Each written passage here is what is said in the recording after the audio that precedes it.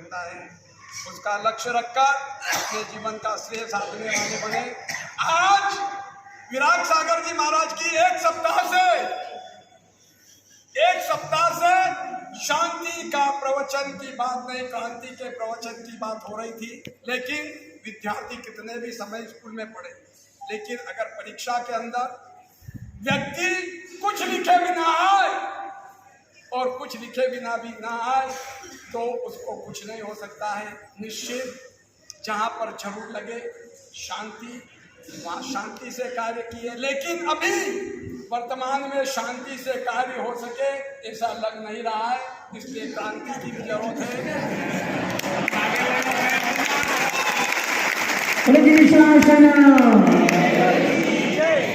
मैं तो ऐसा मानता हूँ कि अगर पिता पुत्र के बीच में, गुरु शिष्य के बीच में, दो गुरु भाइयों के बीच में अगर कोई संघर्ष होता हो तो खुशी पिता को पुत्र की विजय में मनाना चाहिए, गुरु ने शिष्य की विजय में मनाना चाहिए, और गुरु भाइयों हो तो लघु के बीच में मनाना चाहिए।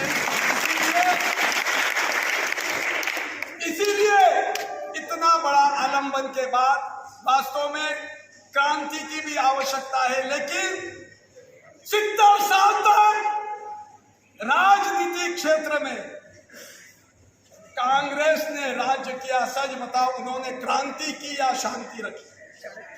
फिर भी 70 साल तक, 70 वर्ष तक इस देश पर राज किया है। हमें भी अगर इस देश पर राज करना हो तो बेशक हमें शांति से ही करना पड़ेगा। ये क्या कभी उंगली डाल देते हैं, बहुत ठीक कर दिया साहब ने।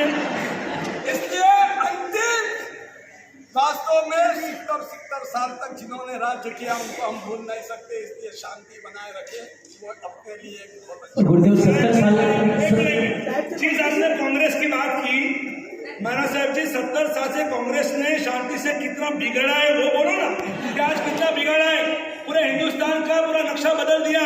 बोले तो कितना भ्रष्टाचार, स्वतंत्र होने के बाद 15 अगस्त अभी आ रही है और उस दिन हम बड़ा टॉपिक के ऊपर ये आजादी है या बर्बादी है, इसके ऊपर प्रवचन सुनेंगे यहाँ पर कि आज 15 अगस्त आ रही है, हमारे कितने लाखों हिंदुओं ने, लाखों हमारे जैनियों ने इस स्वतंत्रता के लिए अपनी जान फना की है।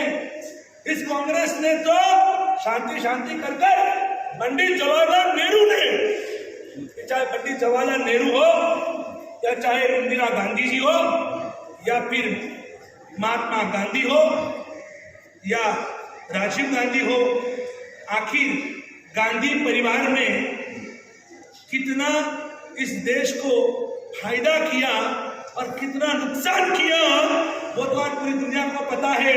और इसीलिए आज घर घर में मोदी और घर घर में मोदी, आज हर कोई मोदी का दीवाना है, क्योंकि जब से भाजपा की सरकार, हम कोई पक्षपात नहीं है, लेकिन जब से भाजपा की सरकार, जब से मोदी सरकार बनी है और ये मोदी जी आज सीएम से पीएम कैसे बने, शांति से, क्रांति से, कैसे बने? अगर मोदी जी ने वो 2003 शायद वो कौन सा कांड था गुजरात का, कौन सा कांड था? वो गोधरा कांड। और उस गोधरा कांड में अगर मोदी जी अगर शांति से बैठे रहते तो सीएम की कुर्सी भी उनको छोड़नी पड़ती। आज उन्होंने जिस तरह से गोधरा कांड का जवाब ईंट से, क्या बोला, ईंट से पत्थर, ईंट का जवाब पत्थर से नहीं देना, मैं भी मना करता हूँ।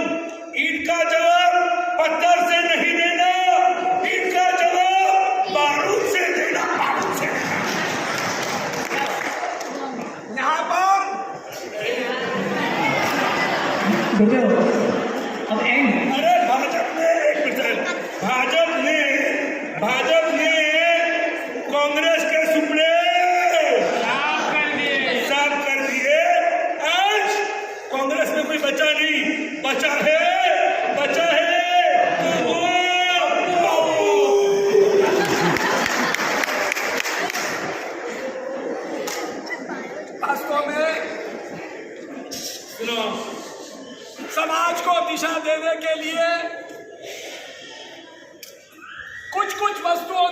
आवश्यकता जरूर रहती है। और आज के प्रवचन के बाद आपने महसूस भी किया होगा, अगर विराट सागर जी महाराज जीतते हैं तो हारा हुआ व्यक्ति भी विजयी कहा जाता है। ये बात कहकर अब अपने प्रवचन का अब अपन अंतिम दौर कर रहे हैं। विराट सागर जी महाराज ने क्रांति का एक सूत्र यहाँ पर नीचे लिखा हुआ है, जो हमारे अर्पिता बेन ने लिखा है। अब शांति नहीं, क्रांति होगी। लेकिन एक इन्वर्टेड कामे का भी अर्थ कितना परिवर्तनशील है। इससे बिल्कुल फलादेश विराट सागर जी महाराज के पक्ष में जाता है। लेकिन इस कामे में कितना करामत है। अब शांति इन्वर्टेड कामा लगा हुआ है, नहीं क्रांति होगी। ये हमारे लिए बहुत बड़ा एक प्लस का पॉइंट है। इसलिए इस चीज को हम यहाँ पर विराम देंगे और आज का प्रवचन हम अभी पूरा नहीं हुआ, अभी पूरा नहीं हुआ, मेरा अभी बाकी है। सुनिए, मैं तो कहना चाहता हूँ, अब ये बैठने से कुछ नहीं होगा। सुनो,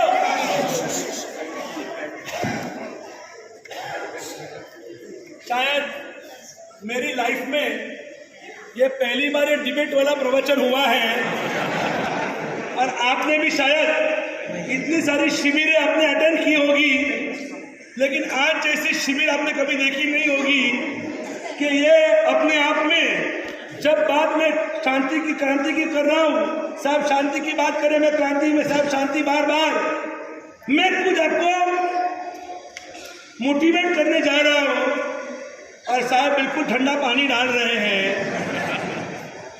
ये गलत भी नहीं है।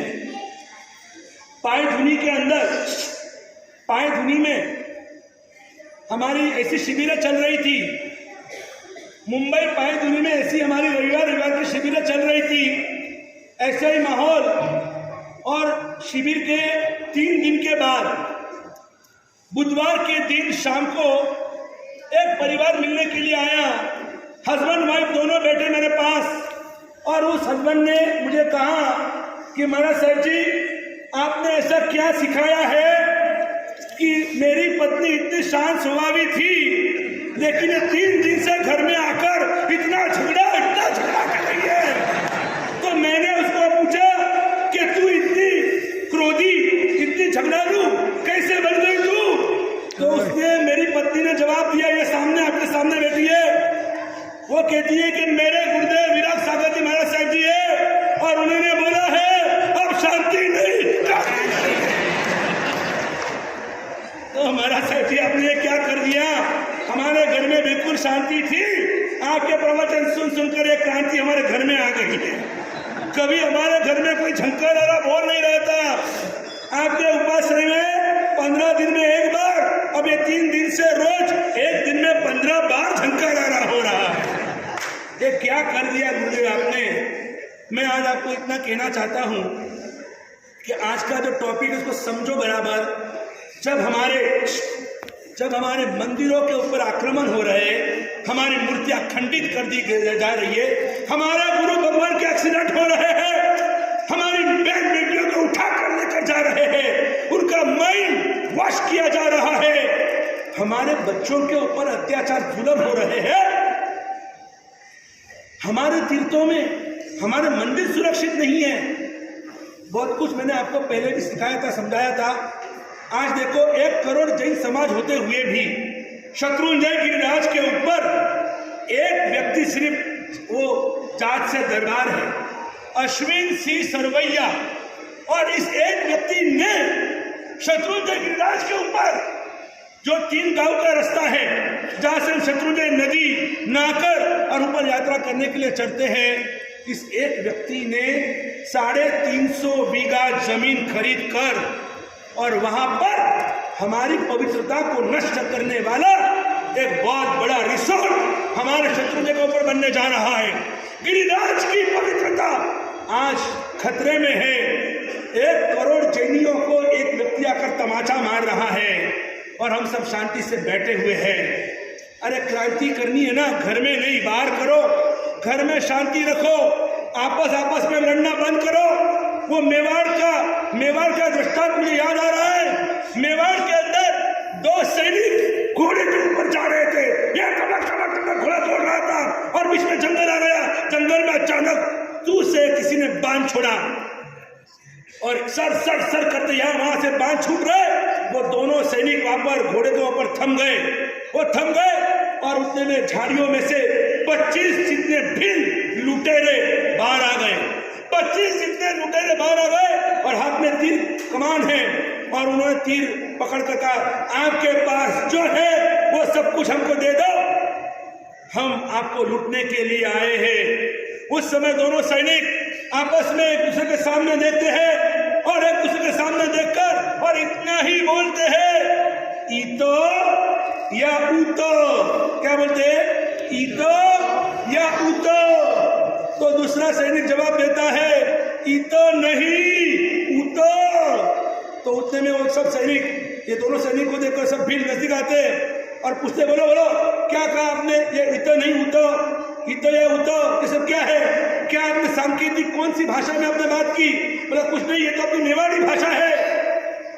ये अपनी मेवाड़ी भाषा है और हमने एक दूसरे को इतना ही पूछा, ईतो या ऊतो, यानी हम तो सैनिक हैं और मुगलों ने आक्रमण किया है और हम माँ भोग की रक्षा करने के लिए निकले हैं। इस मेवाड़ की धरती का हमने नमक खाया है। इस मेवाड़ की धरती के ऊपर कोई दुश्मन पैर नहीं रख सकता जब तक हमारे में प्राण है, जब तक हमारे में जान है। और हम इस मेवाड़ की धरती को रक्षा करने के लिए, बचाने के लिए निकले हैं। और हमने दूसरे को इतना ही पूछा, हमारे सामने आजू बाजू में ये सब आप सब हमारे यहाँ पर, हमारे आजू बाजू में आप हमको मारने के लिए आए, लूटने के लिए आए।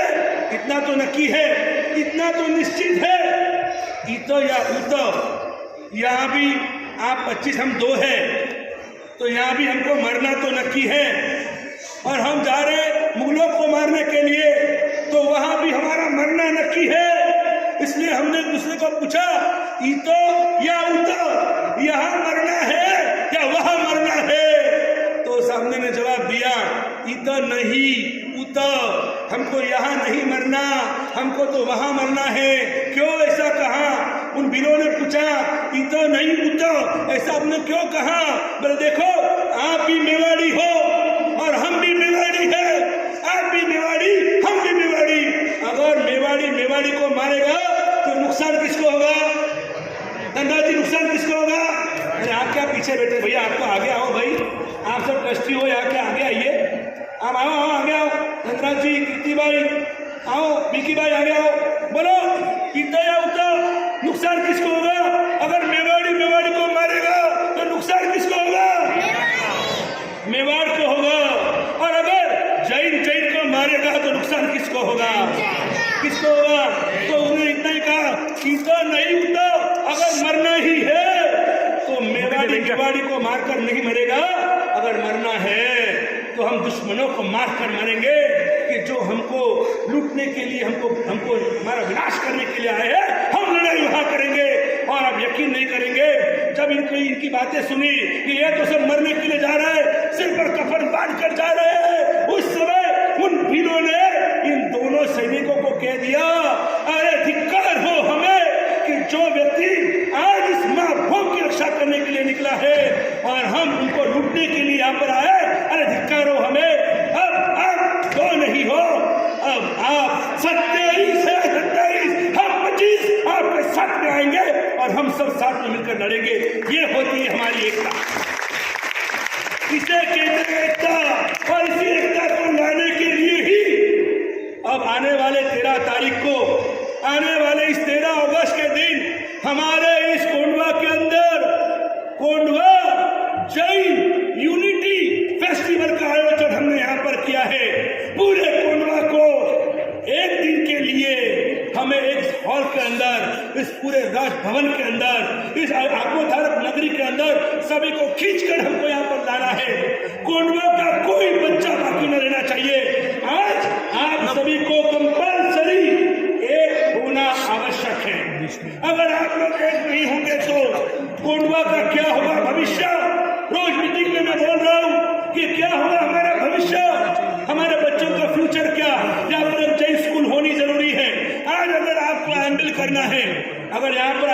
साल जो अभी चल रहा है, अगर 14 साल नहीं होता तो बोलो पूरे कोंडवा में कौन सी सोसाइटी में एम्बिल खाता है, मुझे बताइए। चलो, अगर आपको एम्बिल करना है या तो आपको ईशा इमरान जाना पड़ेगा, या तो आदिनाथ सोसाइटी जाना पड़ेगा, या तो आपको संघ मंदिर जाना पड़ेगा। आज इतना बड़ा कोंडवा होते हुए भी यहाँ पर कोई अपना भवन नहीं है, अपना उपाश्रय नहीं है, अपना एम्बिल खाता नहीं है, कोई बड़ी पाठशाला नहीं है, कोई यहाँ पर कोई धर्मशाला नहीं है, कोई यहाँ पर कोई भोजनशाला नहीं है, यहाँ पर कोई जैन स्कूल नहीं है, कोई जैन हॉस्पिटल नहीं है, कोई जैन वाड़ी नहीं है कि जहाँ पर शादियां हो सके। और इसीलिए हम चिंतित थे आपके लिए, गुरुदेव चिंतित थे आपके लिए। आप सब एक बार आ जाइए। धन की आवश्यकता जिनको देना वो दे रहे हैं, लेकिन किसी को हमने फोर्स आज तक नहीं किया। ये देखिए आप धारीवाल जी, उनको क्या लेना देना है कोंडवा से, उन्होंने इतना बड़ा लाभ लिया। ये हमारे कामगार परिवार इतना बड़ा लाभ लिया, कहाँ से लोग लाभ ले रहे। कोंडवा वाले भी जुड़े, धनराज जी जैसे, विक्की भाई जैसे, भाविक भाई जैसे, और भी कई सारे ऐसे हैं जिनका बहुमान हम अब 13 तारीख को यहाँ पर स्टेज के ऊपर करेंगे, क्योंकि पूरा कोंडवा यहाँ पर आया होगा और इन सभी लाभार्थियों को हम न्याय देना चाहते हैं। यहाँ पर जितने भी तपस्वी है, जो कोई सिद्ध तप कर रहा है, कोई धर्म चक्र कर रहा है, इन सबको एक स्टेज के ऊपर लाएंगे। एक साथ में कोंडवा का क्रीम अगर आपको देखने को मिलेगा, वो 13 तारीख को देखने को मिलेगा।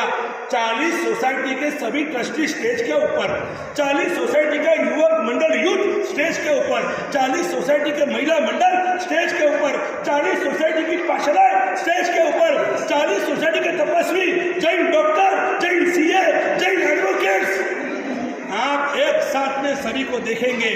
और ये सिर्फ देखना नहीं है, हमको अपना नेटवर्किंग करना है, हमको अपना नेटवर्क बनाना है। जे टू जे जैन को हेल्पफुल हो, जैन को मददगार बने, जैन को आगे लाए, जैन को आधार रूप बने, और हम एक दूसरे को आधार बनेंगे। अगर किसी ने, सुनो बराबर, पूरे कोंडवा में हम ऐलान करेंगे, पूरे 3000 घन का हमारा संघ, श्वेतांबर हो, दिगंबर हो, हर तेराबंदी हो, कोई भेदभाव किए बिना, अगर हम यहाँ पर एक कोंडवा जैन हेल्पलाइन का प्रारंभ करेंगे, और अगर किसी भी जैन को कोई भी तकलीफ हो, वो हेल्पलाइन के ऊपर फोन करेगा, उसकी तकलीफ जेन्युइन हो, उसके लिए भी हमारी टीम होगी, तो संशोधन R&D करेगी। और अगर उसकी तकलीफ वाकई में तकलीफ है, तो हम ऐसा माहौल बनाएंगे कि एक जैन को भी किसी ने हाथ भी लगाया